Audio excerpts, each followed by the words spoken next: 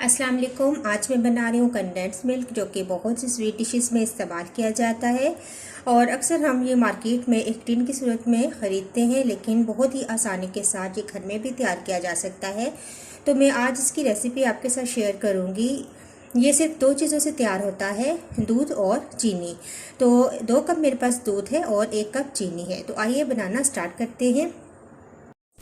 Subscribe कीजिए Javeria kitchen को और बेल आइकन को प्रेस कीजिए ताकि मेरी आने वाली हर नई वीडियो सबसे पहले आप तक पहुंचे, और वीडियो को एंड तक देखिए।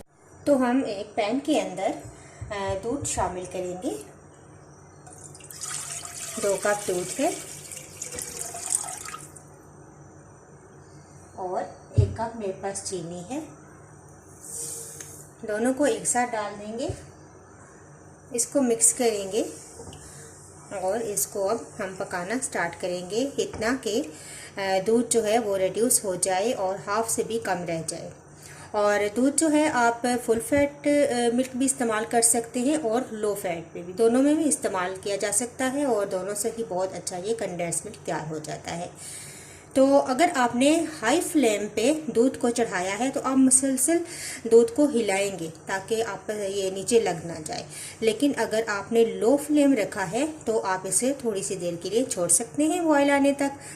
बॉयल आने के बाद तकरीबन 10-15 मिनट के बाद फिर आप इसको मुसलसल हिलाना है आपने, ताकि दूध नीचे भी ना लगे और इसकी कोई लेयर भी ना बने।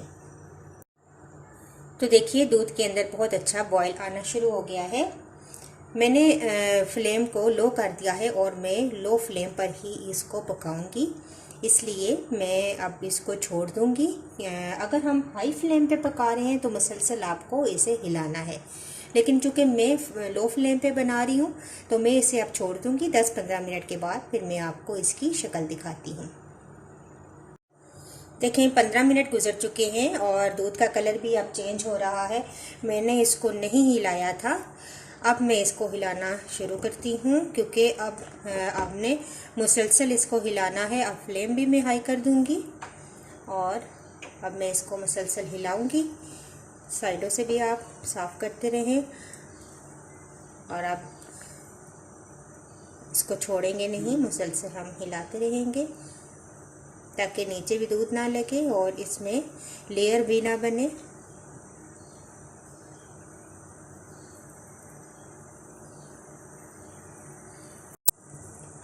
दूध को मैं मुसलसल हिला रही हूँ। आप ये देखें दूध काफ़ी हद तक रिड्यूस भी हो चुका है और गाढ़ा भी हो चुका है। मज़ीद हम इसको पकाएंगे ताकि ये और थोड़ा सा कम हो जाए और मुसलसल हिलाते रहें आप इसको।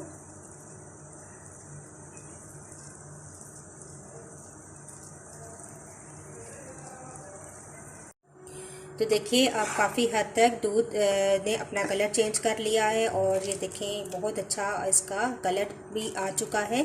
और बस इसी स्टेज पे, इसी कंसिस्टेंसी पे आपने इसको छोड़ना है, क्योंकि जब ये कंडेंस मिल्क ठंडा होगा तो ये मज़ीद गाढ़ा हो जाता है। तो अब हम इसको निकाल के फ्रिज में थोड़ी देर के लिए रखते हैं ताकि ये अपनी असली हालत में आ जाए। तो फिर इसके बाद मैं आपको दिखाऊँगी। तो देखिए रेफ्रिजरेटर में मैंने तकरीबन इसको आधा पौना घंटा हो गया रखा है और ये काफ़ी गाढ़ा हो चुका है। मज़ीद ठंडा होकर ये मज़ीद गाढ़ा हो जाएगा और बहुत ही अच्छी फॉर्म में ये आ जाएगा। तो आप बहुत आसानी के साथ कंडेंस मिल्क घर में तैयार कर सकते हैं। इसी तरीके से आप कंडेंस मिल्क घर में बनाइए और अपनी डिशेस में इस्तेमाल कीजिए। मुझे इजाज़त दीजिए, नेक्स्ट वीडियो के साथ दोबारा हाजिर होंगी। अल्लाह हाफिज़।